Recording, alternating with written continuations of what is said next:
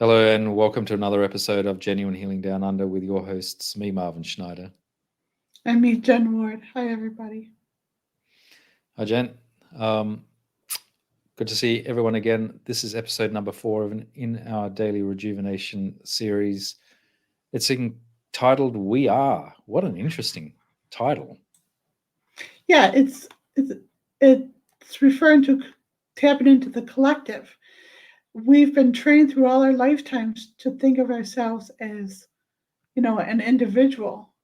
In fact, when I do private sessions, the biggest fear that people have is being separated from humanity, being, you know, being rejected by God and feeling lost and alone. So, it's good. The taps we're going to do on this are to tap people back into the collective so they can feel empowered in that way. Mm. But yeah, so the empowerment of the collective, not to lose your individuality in the sea of all that is, right? Right, exactly. As a matter of fact, when people say we are one, that statement bothers me because it's alluding to our own identity, where I just tweak that phrase to be we are everyone.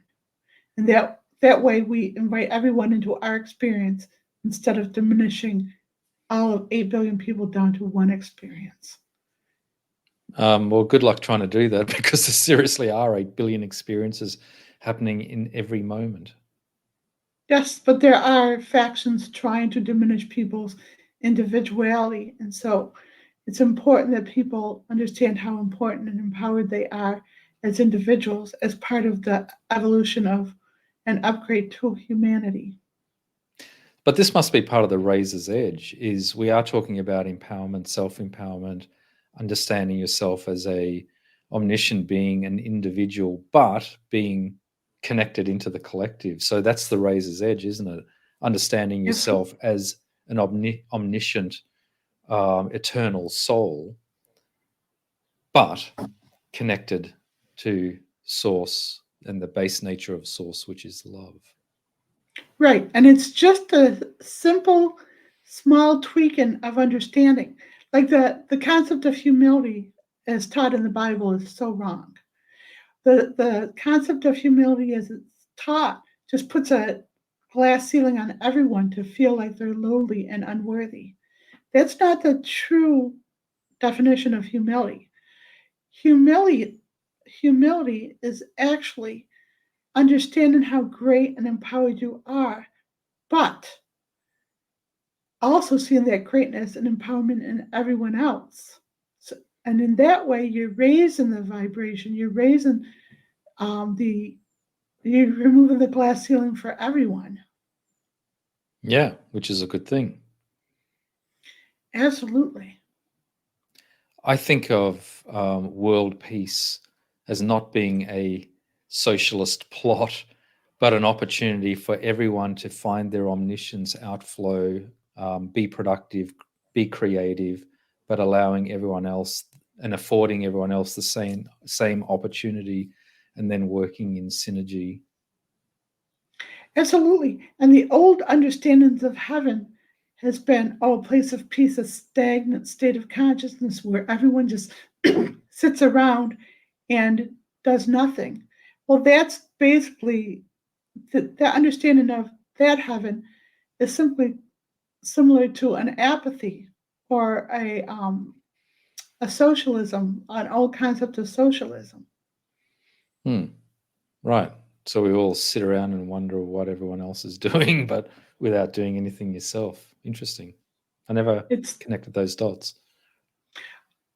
it's totally opposite, and it's good when you can challenge everything that you understand, all these little increments, because as you challenge your own understanding, even of definitions of things, you open up your awareness, and it's like onion bursts or blooms bursting open in understanding. Onion burst? You mean layers of the onion? Well, no, I actually just like onion bursts from the Outback Steakhouse. They're really good. Oh, But I'm okay. not levels of understanding, but onion bursts just slipped in there because they're so good. I'm sure they are. I don't think I've ever had any. All right, so to help us navigate our way through this topic and as a precursor to the taps that we're going to do, you are going to read a poem that you wrote some time back called We Are. Absolutely. Absolutely. I was really at my rope's end, my rope's end, and like just being stretched beyond compare. And I just gave up, and I just asked the universe, why? Why is life so hard? Why do I have to be tortured? Why can I just be happy and carefree? And so this is the response, my plea and the response. So do you want me to read it? Yeah, that's what we're here for. Okay, it's called We Are. I whispered one syllable up to the sky. In one outward breath, I simply asked, why? Why is it so difficult for some others to see the beauty, intention, and kindness in me? The universe chuckled a light-hearted response. It's their own petty egos that have them ensconced. It isn't you they're unable to see. It is the beauty and love in themselves and in me. They've been battered, broken, and their energies dispersed, squelched, misaligned, hopelessly coerced. That's why they're despondent, all actions rehearsed, treating existence as their own private curse. By denying the love in you and in me, it's their own love and nature they're unwilling to be. Through this exchange, I was able to see each being as an acorn to a beautiful tree. Each is an atom in the body of God. Pain was their blinding, hand-tailored facade. I am the acorn. I am the tree. I am the best blessing I possibly could be. I am a lighthouse, more, I am a lightness more softer than air. I am here to give solace to show that I care. I am the wind. I am the rain. I am the balm on everyone's pain. I am the lighthouse and also the boat. I am the symphony and every last note. I am the love I happily give free, both root and branches on a celestial tree. I am everywhere I know I can be. I am the you. You are the me. It's quite profound. You wrote that one a decade ago. Mm-hmm. Yeah, since then, my understanding of the I am has evolved, and I see the I am, understanding of I am, as a glass ceiling for the mental realm, preventing people from going beyond the mental realm into higher consciousness. And so that's why when we do the taps, we don't use the I because it invokes the ego to pay attention. We use we at all times to sneak higher consciousness into the individual. Right. When did that transition in the tapping and in the protocols between I release and we release? Do you remember when that transition took place? Yeah, it was from private sessions where I saw one of my clients. She didn't remember any of her past lives, but she was very, very aware. And in her past life record, I saw the lifetime where she worked for a faction that was called the controlling eye. And the controlling eye was basically what we're seeing now with people having videotapes of everything. And So so the surveillance society, I think, is what yes, you're talking about. Okay. right. So she was part of this group that created the surveillance society and inflicted it on all society. And they had cameras watching them all the time. And they called the cameras the eye. And it was and they had an understanding enough to be careful of it and to not speak their truth or anything around it because it was dangerous. But after a couple generations, that understanding of the controlling eye being a surveillance died out, and they began to worship the eye and revere it and respect it out of fear. And so that changed the whole that changed the whole trajectory of their lives. Now, in that day, she was part of creating this control an I movement, and she tried to take it down back then. And the other people who realized that she was changing course on this um, took her and tortured her and erased her Akashic records.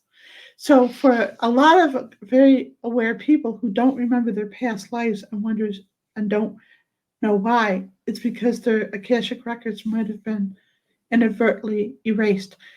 The good thing about having a private session with me, I was able to retrieve her Akashic records for her so she could have access to her past issues to use them for her own spiritual growth after that. Wow. There's so many things to say about that. I mean, we could do a whole episode just chatting about a couple of the ideas that come out of that. But as you were talking about that, it kind of reminded me a little bit about the dystopic society described in the book, Orwell's book, 1984. I'm sure a lot of people would have read that and understand what we're talking about. So that was created some creepy imagery. And then I'm wondering whether the experience your client had was possibly part of an alternate reality or an alternate universe, or possibly part of an earlier epoch in human evolution. And by epoch, I mean cycles of about 22 to 24,000 years or thereabouts. Yes, absolutely. As a matter of fact, people I think who are drawn to the Osiris, the eye in the pyramid times, the eye of God, my sense is they're attracted to that because it's brought forth from a different epoch into this one. And so it's familiar, very familiar. And they think it's of higher consciousness, but it's actually of a controlling consciousness. All right. So that's actually an interesting side conversation. But what we're going to be doing in these taps is helping connect people back into the collective, right? Absolutely, in a positive way, not in a controlling way, but not in a herd mentality, but more as all these individualized, empowered beings coming back into understanding of themselves as embodiments of Source. So, individually empowered and omniscient beings that are each an aspect of Source, an atom of Absolutely. God, Yep. so to speak. That's just that's a pretty heady concept, but let's get into the taps. Maybe you should take a walk in my head sometime. Ooh, I'd get lost. Okay, so I'm going to give you something to say. You're going to say it 3 times. We'll tap in the top of your head. A 4th time, we'll tap in the middle of your chest. And a 5th time, we'll tap in your abdomen. You ready? Yes. We are all everyone in all moments. We are all everyone in all moments. We are all everyone in all moments. We are all everyone in all moments. We are all everyone in all moments. We are all everyone in all moments. We connect to the heart of each individual in all moments. We connect to the heart of each individual in all moments. We connect to the heart of each individual in all moments. We connect to the heart of each individual in all moments. We connect to the heart of each individual in all moments. We connect to the heart of each individual in all moments. We heal the ills of all in all moments. We heal the ills of all in all moments. We heal the ills of all in all moments. We heal the ills of all in all moments. We heal the ills of all in all moments. We heal the ills of all in all moments. We awaken the most petrified souls in all moments. We awaken the most petrified souls in all moments. We awaken the most petrified souls in all moments. We awaken the most petrified souls in all moments. We awaken the most petrified souls in all moments. We awaken the most petrified souls in all moments. We repair the dignity in all moments. We repair the dignity in all moments. We repair the dignity in all moments. We repair the dignity in all moments. We repair the dignity in all moments. We repair the dignity in all moments. We wash out the stain of persecution from all in all moments. We wash out the stain of persecution from all in all moments. We wash out the stain of persecution from all in all moments. We wash out the stain of persecution from all in all moments. We wash out the stain of persecution from all in all moments. We wash out the stain of persecution from all in all moments. We eliminate the division that entitlement causes in all moments. We eliminate the division that entitlement causes in all moments. We eliminate the division that entitlement causes in all moments. We eliminate the division that entitlement causes in all moments. We eliminate the division that entitlement causes in all moments. We eliminate the division that entitlement causes in all moments. We remove all from the demonization of judgment in all moments.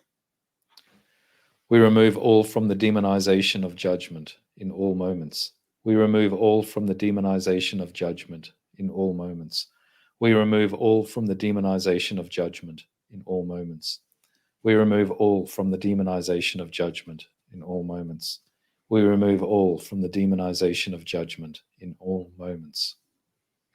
We remove the stupor of war from the masses in all moments. We remove the stupor of war from the masses in all moments. We remove the stupor of war from the masses in all moments. We remove the stupor of war from the masses in all moments. We remove the stupor of war from the masses in all moments. We remove the stupor of war from the masses in all moments. We reinstate the blessings of the subtle calm in all moments. We reinstate the blessings of the subtle calm in all moments. We reinstate the blessings of the subtle calm in all moments. We reinstate the blessings of the subtle calm in all moments. We reinstate the blessings of the subtle calm in all moments. We reinstate the blessings of the subtle calm in all moments. We repair the eroded empowerment of all in all moments.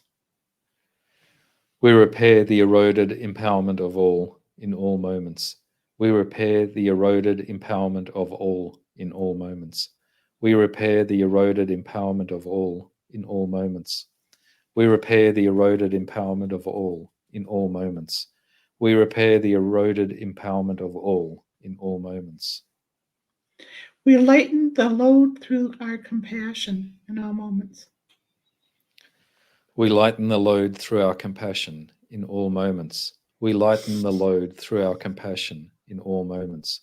We lighten the load through our compassion in all moments. We lighten the load through our compassion in all moments. We lighten the load through our compassion in all moments. We awaken all souls in all moments. We awaken all souls in all moments. We awaken all souls in all moments. We awaken all souls in all moments. We awaken all souls in all moments. We awaken all souls in all moments. Take a deep breath. So what's interesting is we've been doing so many taps, and what they're doing is coming at personal freedom from different vantage points. So some individuals who've been doing all the taps, it might take one little tap that we give them today to expound them into a new state of consciousness. It's really exciting for those who continue to do the taps. It is exciting, and we encourage everyone then listening to engage in the daily practice with us, the daily rejuvenations. join us on our live streams every Friday, 3 p.m. New York time. We do it, the live streams. So yeah, it's quite a gift, I think. Yes, and so another interesting thing, I go into this kind of zen state from doing these, and I see, like, for every individual who opens up their consciousness, it's like having two Gandhis in the world, or three or four, and the synergy of these Gandhis, and that's what we're advancing here with these tabs. Is the goal is to synergize as many Gandhi consciousnesses as possible on the planet, so there's no limitations. Great thought to end on. Thanks, Jen. Thanks to the listener for tuning in. Please like, share, subscribe, get the message out, help other people find these daily rejuvenations. Look forward to catching you next time, and bye for now. Bye for now, everybody.